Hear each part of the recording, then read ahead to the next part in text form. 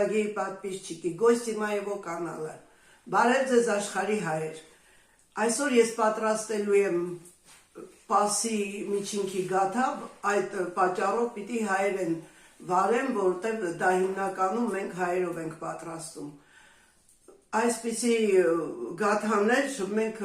շատ բաղադրատոմսեր ունենք, եւ իմ ալիքում կա, եւ ուրիշ ալիքներում կա։ Այսօր ես նոր բաղադրատոմս եմ տեսել եւ փորձում եմ պատրաստել այդ բաղադրատոմսով ու կիսվեմ ձեզ հետ։ Սկսենք պատրաստել։ Մեզ անհրաժեշտ մթերքներն են այստեղ դրված, սա միջուկի համար է, ծիրանաչիր, ընկույզ, քունջուտ, մեղր, արևածաղկի ձետ, ալյուր եւ վանիլին։ Իսկ սա խմորի համար է, ալյուր, շաքարավազ, արևածաղկի ձետ, փխրեցուցիչ, աղ, նորից վանիլին։ Դուք ինչպես տեսնում եք, այստեղ մենք ձու չունենք, կաթնամթերք չունենք, որտեղ սա պահքի նվիրված գաթա է։ Հիմա սկզբից ես 4 բաղադրատոմսերը կխառնեմ, այստեղ ալյուրի վրա կլցնեմ փխրեցուցիչը, աղը,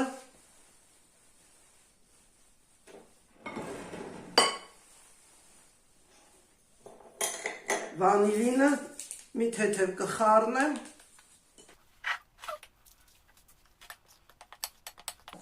սա կդնեմ մի կողմ, հիմա այստեղ կխառնեմ արդեն մյուս մթերքները, ճիշտ է, այս շաքարավազը չոր է, բայց պիտի խառնեմ այստեղ մնացած թաց բաղադրիչների հետ։ Այստեղ լցնում եմ շաքարավազը, գոլջուրը, չափերը ես կգրեմ իմ տեսահոլովակի ներքևի մասում եւ արևածաղկի ձեթը։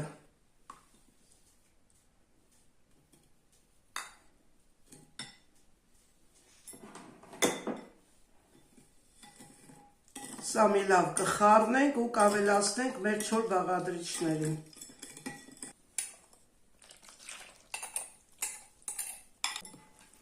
Հիմա սա կխառնեմ, պիտի պատրաստվի փափուկ խմոր։ Ձեռքերին չկպչով, բայց փափուկ խմոր։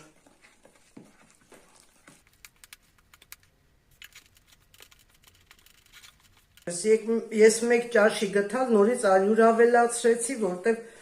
պակասեց ալյուրը։ Դուք էլ կնայեք, որտեղ միշտ ասում եմ, ալյուրները տարբեր տեսակ են լինում,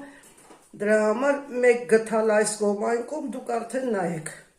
Որ գունդ կանենք, կթողենք մի քանի րոպե, մոտ կես ժամ ինքը կհանգստանա, մինչև դա մենք արդեն միջուկը կպատրաստենք։ Հիմա միջուկի պատրաստելու համար սկզբից մենք ընկույզն ենք մանրացնում։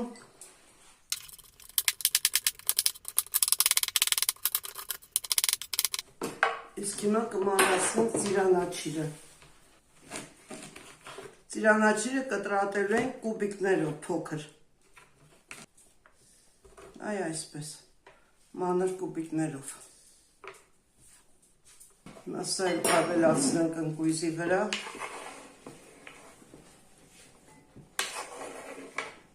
Ավելացնեմ նաև քունջութը, բովել եմ արդեն քունջութը։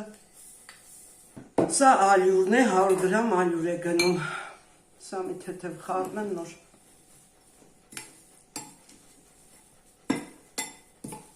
Սա խառնեցինք, հիմա ավելացնեմ ալյուրը։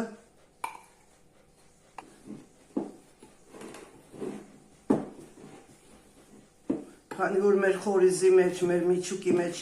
չկա շաքարավազ, մենք կլցնենք մեղր։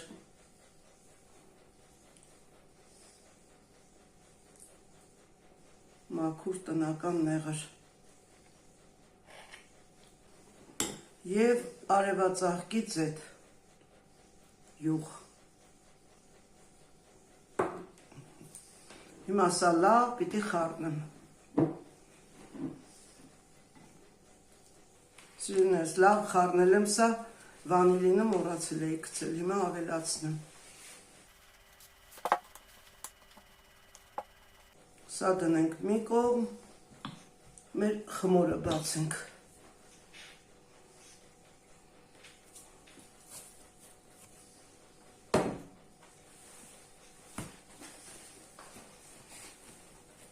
Նորը նայեք փափուկ խմոր է ինքը, բայց ձեռքերին չկպչող։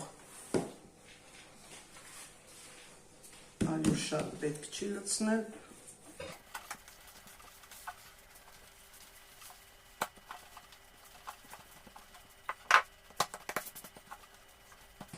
Հիմա ամբողջ միջուկը կլցնենք վրա մեր խմորի։ Այնպես համեղ հոտ է գալիս այս միջուկից, բոված քունջութը, ընկույզը, մեղրը, ամեն մեկ իրենց բույրը տվել են։ Ես այստեղ մի անգամից կդնեմ մեր ավանդական կոպեկը, դրամը, մետաղադրամը։ Միջուկի մեջ կդնեմ և կհավաքեմ։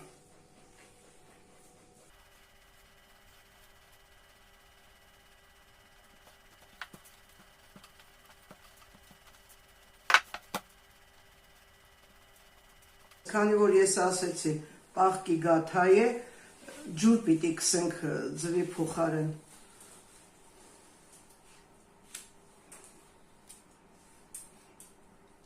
Ջուրն էլ կսում ենք, որպեսզի զարդարենք։ Կողքերը նուշ կլցնեմ ես, նշի թերթիկներ։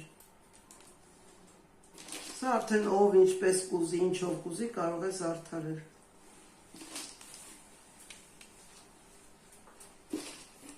Իսկ մեջտեղում քունջութ։ Հիմա սա ես կդնեմ ջեռոց, մինչև պատրաստ լինելը կհանդիպենք։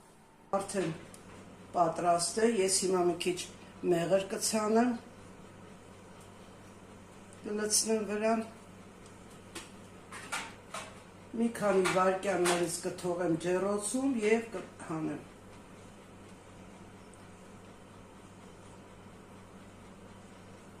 Սիրելիներս, տեսեք ինչ գեղեցիկ գաթա ստացվեց,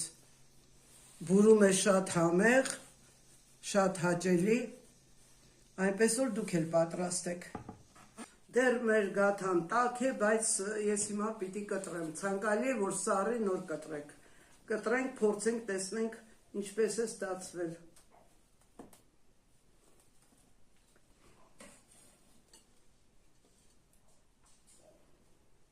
Նայեք, ինչ գեղեցիկ է մեջը, համեղություն, բուրում է շատ լավ։ Հիմա փորձեմ, թե ինչպես է ստացվել, չնայած շատ մեծ կտոր է, բայց ես կփորձեմ։